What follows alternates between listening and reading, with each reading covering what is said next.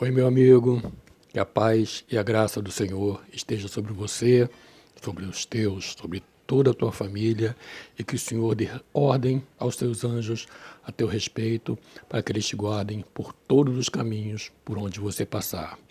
Existe uma passagem muito importante na palavra de Deus que está em 1 Coríntios, capítulo 15, versículo 16.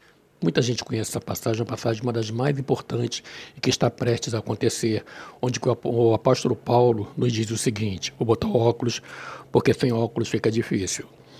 O apóstolo Paulo diz assim, em Coríntios, capítulo 15, 1 Coríntios 15, versículo 51, ele diz assim, eis aqui vos digo um mistério.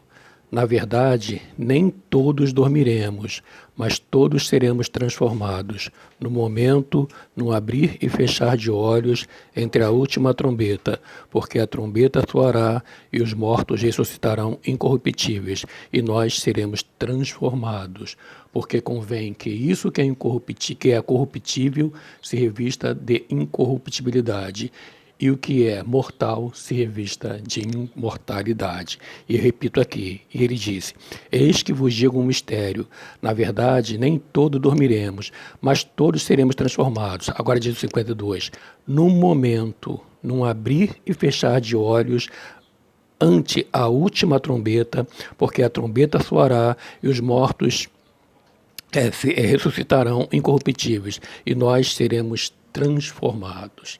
O que isso quer dizer? Jesus falou uma vez que naquele tempo haverá dois numa cama, um será levado, outro será deixado. Está o marido e a sua mulher, um dos dois serve ao Senhor. Um será levado, o outro será deixado. Estão dois trabalhando no campo, um serve ao Senhor, outro não serve ao Senhor. Um será levado, o outro será deixado. A Bíblia fala sobre o arrebatamento da igreja. É algo que está na iminência de acontecer. A Bíblia fala que bem-aventurado aqueles que amam a vinda do Senhor e que aguardam pela sua volta. E eu amo a vinda do Senhor e aguardo pela sua volta. E o arrebatamento vai acontecer num piscar de olhos, diz a palavra de Deus. Vai ser uma das coisas mais rápidas que já aconteceu nesse mundo. Quando você menos esperar, milhões de pessoas ao redor do mundo simplesmente vão desaparecer. Não vão ser mais encontradas, vão ser procuradas e não vão ser encontradas. Eu imagino as redes de televisão tendo que dar essa notícia com perplexidade, procurando uma explicação para o fato, para o que aconteceu. Porque não foi uma pessoa que desapareceu, não foi um rapto, não foi uma família que sumiu, não foi um quarteirão, que já seria absurdo um quarteirão sumir, mas foi milhões de pessoas ao redor do mundo que simultaneamente, simplesmente desapareceram. Como explicar um ato desse? E uma das coisas que eles vão concluir, todas as pessoas que desapareceram eram essencialmente pessoas que serviam a Jesus, que confessavam Ele como seu único e suficiente Salvador. Pessoas que diziam, eu sou cristão, eu sou de Jesus. Como explicar isso para a humanidade? A pessoa que tem um parente morando em outro país, de repente ela não vai ter mais notícia daquela pessoa, uma mãe que enviou um filho para fazer uma faculdade em Nova York, Paris, Londres, de repente acontece essa notícia e ela tenta ligar para a filha dela para saber o que houve, o telefone nunca mais será atendido.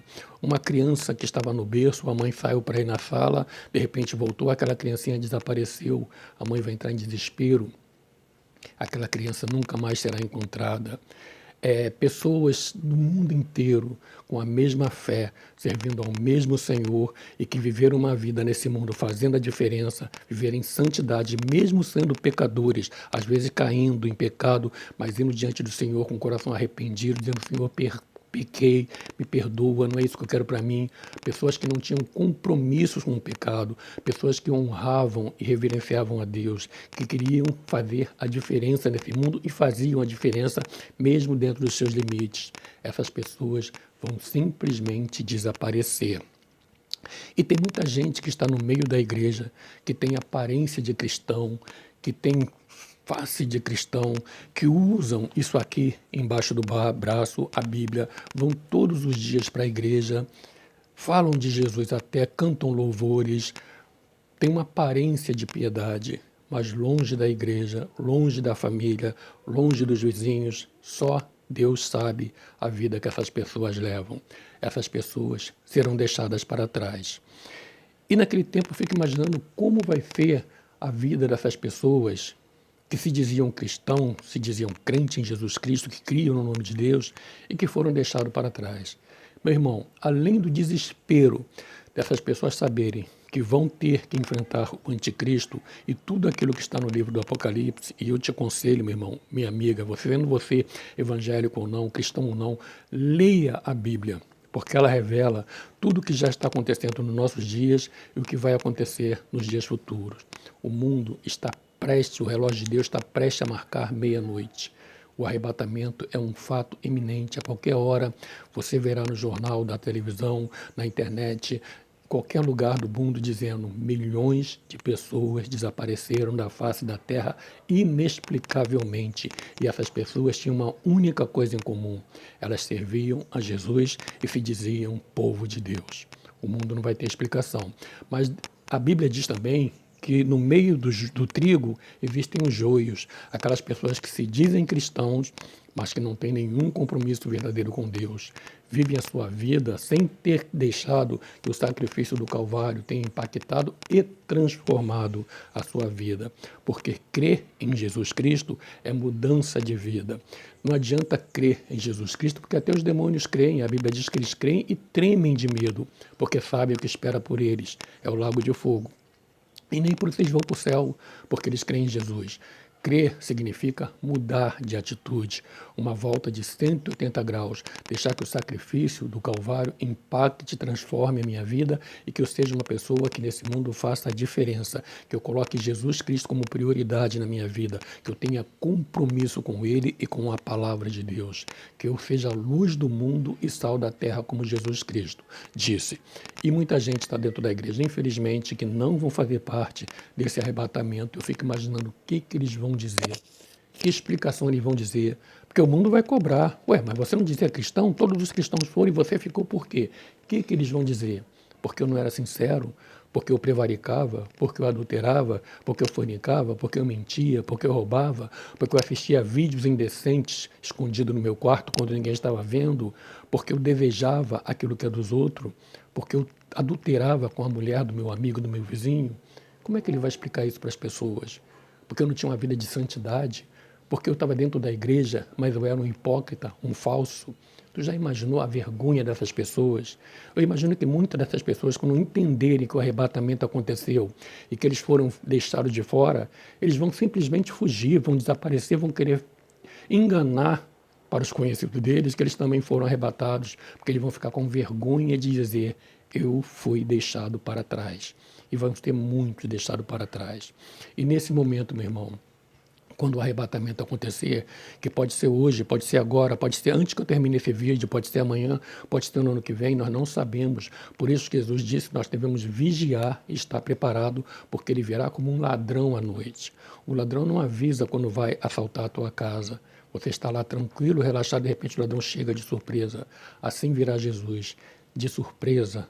Nós temos que estar preparados, vigilantes, esperando com o nosso coração santo, vivendo uma vida fazendo a diferença, preocupados com aquilo que Deus quer de mim. Eu não sou a prioridade, eu não sou o centro.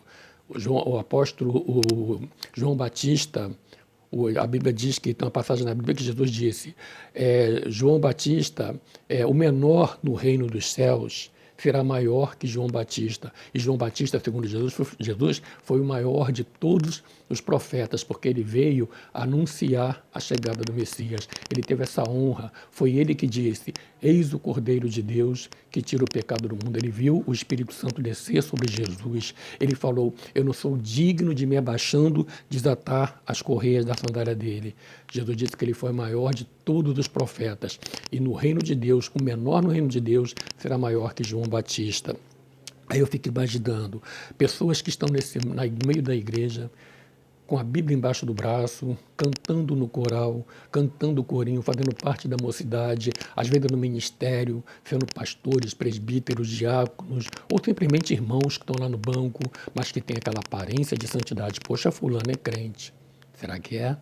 Deus conhece o teu coração. Deus sabe o que você faz no segredo do teu quarto. Deus sabe o que você faz quando você está longe de toda a tua família, de todos os teus vizinhos, fora da igreja. Deus conhece os teus pensamentos antes que eles subam à tua mente. Deus sabe se você é trigo ou se você é joio. Deus sabe se você é ovelha ou se você é bode. Deus sabe se você vai ser levado no arrebatamento ou se você vai ser um dos deixados para trás. E se você for um do deixado para trás, vai ser muito triste, porque o anticristo, quando o arrebatamento acontecer, ele vai ter toda a autoridade de fazer a obra que o pai dele, que o diabo, tem preparado para esse mundo. Você já ouviu falar em Mussolini, já ouviu falar em Hitler, Stalin, Idi Amin Dada, todos os líderes da família Kim, da Coreia do Norte, homens terríveis, Saddam Hussein, pessoas que fizeram horror, barbaridade, mataram milhares pelo poder, pela ganância, pela sede de quererem ser Deus. Na Coreia do Norte, os líderes, os Kims, da família Kim, eles querem ser adorados como Deus. Lá é proibido ter qualquer tipo de religião, qualquer tipo de culto de adoração que não seja a família Kim. E todo o ditador, onde ele chega num país, ele quer ocupar o lugar de Deus. É por isso que geralmente os países que são ditadores, que vivem no socialismo, eles rejeitam, eles agridem, atacam o cristianismo, porque o cristianismo é uma pedra de tropeço no plano dessas pessoas. Mas esse pessoal todo, Idi Amin Dada, Mussolini, Hitler, são fichinhas perto desse grande ditador que vai chegar, que chama-se Anticristo. Ele vai imperar um terror na terra como nunca foi visto antes. A Bíblia disse que nunca houve antes e nunca haverá depois. Vai ser um caos total. Não tenho como dizer para você muita coisa, mas a Bíblia fala cada praga, cada situação, cada peste, cada perseguição que vai haver quando o anticristo instalar o seu poder, logo após o arrebatamento, que está próximo a acontecer. E as pessoas que ficaram nesse arrebatamento ainda terão a oportunidade de se converter e serem salvos. Hoje ela é salva pela graça, basta ela crer em Jesus Cristo, confessar Jesus como seu Salvador e deixar que o sacrifício do Calvário impacte e transforme a sua vida. E ela é salvo, porque a Bíblia diz, porque pela graça sois salvo por meio da fé, e isso não vem de vós, é dom de Deus, não vem pelas obras, para que ninguém se glorie. E a Bíblia diz, crê no Senhor Jesus Cristo e serás salvo tu e a tua casa. Basta você crer, meu irmão, para ser salvo. Mas repito, não basta só crer, porque o diabo também crê. Quando você crê, você muda de posição, você entrega a sua vida nas mãos do Senhor e você passa a viver uma vida de santidade. Esses serão arrebatados. Agora, os que ficarem vão enfrentar a ira do anticristo, que todos os ditadores que esse mundo já viu antes são fichinhas perto do que ele vai fazer. E a Bíblia diz que aqueles que ficarem, que quiserem ser salvos, o anticristo vai botar uma marca na testa ou na mão direita dessa pessoa. E para você poder comprar um pão na padaria, um remédio na farmácia, ser atendido no sistema de saúde, matricular o teu filho na escola, para você poder fazer qualquer coisa, você tem que ter esse selo na tua mão ou na tua testa. Se você não tiver, você está excluído da sociedade e você vai ser perseguido e morto. Mas Jesus diz que aquele que colocar esse selo, ele está automaticamente condenado e vai ser lançado no lago de fogo e enxofre, onde o verme nunca morre e o fogo nunca se apaga. Hoje, a salvação é pela graça. Basta você crer. Naquele dia, a salvação vai ser à custa da tua vida. E não vai ser fácil. Hoje, sendo pela graça, muita gente despreza. Às vezes eu boto um vídeo no YouTube falando alguma coisa e as pessoas fazem comentário, piadinha, brincadeira. Eles não estão levando a sério. Imagina aquele dia quando a salvação custar a vida deles. Eles não vão resistir para isso. Então, meu irmão, você que está na igreja, mas que não leva uma vida séria, que não tem compromisso com o Senhor, que parece cristão, mas não é, quando o arrebatamento chegar, você vai ser deixado para trás e você vai ter muita vergonha. Além do desespero, da certeza de que você foi deixado para trás, a vergonha. O que eu vou dizer para o meu vizinho? Ele sabia que eu era crente, Ele sabia que todo domingo eu saía com a Bíblia embaixo do braço. Ele sabia que eu pregava na praça pública. Ele sabia que eu cantava no coral. Ele sabia que eu era cristão. Minha casa eu botava louvores todos os dias. O que eu vou explicar por que eu não fui? Eu vou dizer para ele que porque longe dos meus vizinhos, longe da minha casa, longe da igreja, eu vivia uma vida de mundanismo, de pecado, eu era um falso, eu era um enganador, eu era um hipócrita. É o que o vizinho vai saber disso, porque só serão levados da terra os santos, os que se dedicaram ao Senhor, os que se comprometeram com o Senhor. E repito, esses foram levados, eles não eram santos como Deus é santo, porque todos nós pecamos, mas nós reconhecemos o nosso pecado, vamos ao Senhor e pedimos perdão e não temos compromisso em voltar a fazer aquele pecado. A nossa vida está na mão de Deus. Nós só seremos perfeitos quando estivermos lá no céu. Queremos um corpo glorificado e santo como o de Jesus. Aqui na terra, todos nós somos passíveis de quedas e de falhas. A nossa diferença é que nós não planejamos hoje o pecado que vamos cometer amanhã. Nós não temos compromisso com o pecado e quando nós pecamos, o nosso coração se entristece. Pequei contra o meu Senhor. A santidade de Deus é algo que Ele não negocia. Você não pode ferir a santidade de Deus. O nosso Deus é santo. A Bíblia diz que nosso Deus é tão puro de olhos que Ele não pode contemplar o mal. E a prova é que quando Jesus estava na cruz do Calvário, que recebeu todos os nossos pecados, Deus virou os rostos, não quis mais olhar para ele. E Jesus perguntou, Deus meu, por que me desamparaste? Jesus, pela primeira vez em toda a história da humanidade, se sentiu sozinho, separado do Pai, porque ele recebeu o meu pecado, o pecado de Jorge Gomes, que era para estar naquela cruz, passar por tudo que ele fez. Jesus comprou as minhas dívidas para ele, pagou, cravou na cruz do Calvário, comprou as tuas dívidas, comprou os teus erros, comprou as tuas transgressões, comprou todas as tuas iniquidades, pregou na cruz do Calvário e disse, Pai, está consumado. Ele consumou, houve perdão para você. Agora, se você, depois desse perdão, o apóstolo Paulo pergunta, como escaparemos nós se negligenciarmos uma tão grande salvação? Meu amigo, não brinca com Deus, a Bíblia diz que de Deus não se zomba, que horrível coisa é cair das mãos dos inimigos, que melhor seria você não conhecer a Deus do que conhecendo, viver uma vida de iniquidade, como as pessoas lá fora vivem, pessoas que não conhecem a Deus. Elas serão mais justificadas do que você.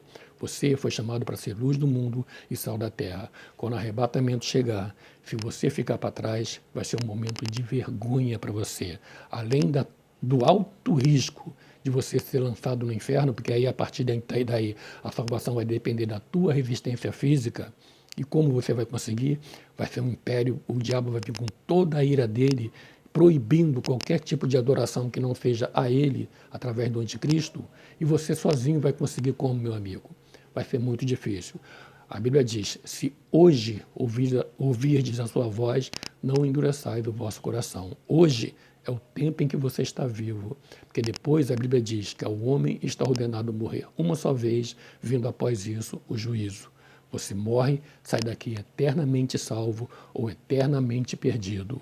Não há uma segunda oportunidade. Você não vai ver em um lugar desse livro nenhuma vez a palavra purgatório. Você não vai ver nenhuma vez neste livro a palavra reencarnação. Aí alguns até confundem, mas João Batista foi a reencarnação de Elias. Não, não, não. A Bíblia diz que ele veio na virtude e no caráter de Elias. Ele veio pregando como Elias. Ele veio no poder, na autoridade. Deus comparou ele a Elias, mas ele não é Elias. Ele não é Elias, porque quando Jesus teve aquela transfiguração no monte, quem foi que ele viu no monte? Quem foi que os apóstolos viram com ele no monte da transfiguração? Viram Moisés e Elias. Não foi João Batista. João Batista é outra pessoa, mas ele veio no espírito, na virtude de Elias. É como dizem, eu tenho o mesmo pensamento que qualquer cristão seja, mas eu não sou qualquer cristão, eu sou o Jorge, que tenho a mesma mentalidade de um cristão. Eu estou na virtude e no espírito daqueles que professam a mesma fé que eu penso, que eu tenho, mesmo sendo eu alguém individual, diferente de cada um. Elias era um, foi arrebatado aos céus. João Batista era outro, foi degolado por amor a Jesus Cristo. Então a Bíblia não fala em reencarnação e não fala em purgatório e não fala em uma segunda oportunidade. Pelo contrário, como já disse, a Bíblia diz que ao homem está ordenado morrer uma só vez, vindo após isso o juízo. Meu amigo, o arrebatamento é uma realidade. Não fique para trás. Não seja um daqueles que seja deixado para trás, porque além de todo o horror do anticristo, você ainda vai sofrer a condenação dos teus amigos que diziam: você sabia e não me falou, você sabia e não me preparou, você sabia e vivia igual eu vivi. Você é culpado de eu também ter ficado aqui. E vai ser uma vida de terror para você. Jesus está voltando para buscar um povo que nesse mundo fez a diferença e que você seja esse povo que faz a diferença. Tem um hino antigo do cantor cristão que diz: um dos tais, podes tu também dizer, sou um dos tais? Que você seja um dos tais que vai ser arrebatado. Milhões que os jornais da televisão vão apenas dizer: desapareceu milhões de pessoas da face da terra, mas eles não vão encontrar um porquê, a não ser que eles vão ter que dizer: a única coisa que caracterizava todos os que sumiram é que eles eram cristãos, que professaram Jesus como seu Salvador. Vão dizer muita coisa, vão dizer em disco voador, vão dizer que alienígenas abduziram essas pessoas, vão dar um monte de... O diabo vai arranjar um monte de desculpa para tentar descaracterizar o arrebatamento da igreja. Mas nessa hora, dando ele a desculpa que eles quiserem dar, nós estaremos lá nos céus, na boda do Cordeiro, participando de uma grande ceia, onde Jesus Cristo vai receber a sua igreja, a sua noiva, o seu povo, e nós faremos parte dele se você permanecer fiel até a morte, porque diz Jesus: ser fiel até a morte e dar-te-ei a coroa da vida. Não brinque de ser crente, porque o diabo não brinca de ser diabo, ele tem sede da tua alma. E Deus não brinca de ser Deus, ele é justo. Deus ama a todos, mas tem compromisso com aqueles que têm compromisso com ele. Somos todos criaturas de Deus, mas filhos se tornam aqueles que aceitam Jesus como seu Salvador. Porque ele disse: veio para os que eram seus, e os seus não o receberam. Mas todos aqueles quanto receberam, deu-lhes o poder de serem feitos filhos de Deus. Filhos de Deus, só os que se rendem a Jesus, pedem perdão dos seus pecados, entregam a sua vida na mão dele, deixa o sacrifício do Calvário impactar e mudar a sua vida e se torna uma novidade de vida, é uma nova criatura. Esses são filhos de Deus. O resto são apenas criaturas, não têm direito à herança, não participarão do arrebatamento, não entrarão no céu. Que você seja um dos tais, como diz o antigo hino do cantor cristão, que você faça parte desse povo que, de repente, num abrir e fechar de olhos, vai desaparecer da terra e deixar esse mundo perplexo, confuso. Onde está aquele povo barulhento? Onde está que não se vê nenhum irmão? Aí alguém com voz de lamento vai dizer neste momento: aquele povo foi embora para Sião, para a cidade santa, e que você não seja deixado para trás.